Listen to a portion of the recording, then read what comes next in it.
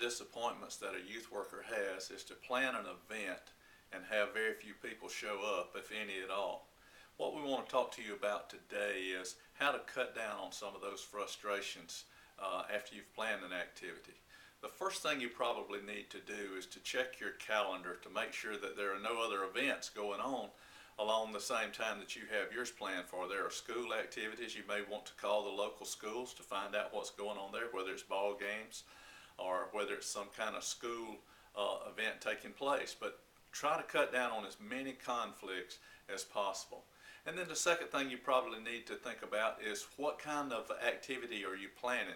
Is this an outreach event, or is this an activity just for Christian kids to get together and have fun at a local gym or a city park playing touch football, or just what type of event are you trying to plan? And then begin to pray about that and ask God to help you and guide you along the way.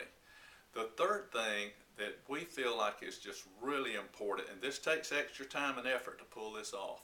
One Sunday morning during your Sunday school class, just ask for several teens who would like to be on the planning committee to plan the next activity.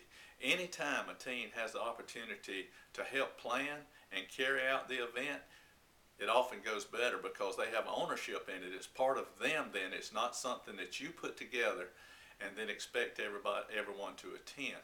So put a committee together of 3 or 4 guys, 3 or 4 girls, and get their input on what you're trying to accomplish. And then the fourth thing that's really helpful is 3 or 4 days, or maybe even a week before the activity takes place, get several teens together one night in someone's home or at the church or wherever would be convenient for for more people to take part in, and have a phone-a-thon.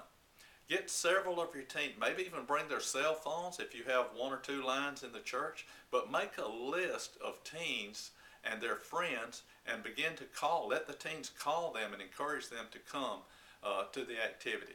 While the phone calls are being made, you could have several teens over at a table writing notes and letters to kids in the youth group or kids from their school, just inviting them to come and telling them what's going to take place. It's real important that the teens are in on the planning so that they can have ownership and then be involved in the process of making it happen.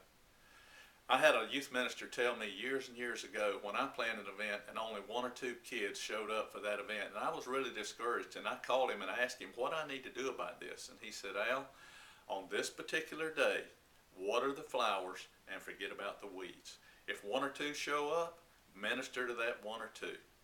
I want to thank you for all you do for God and His teens, and keep praying.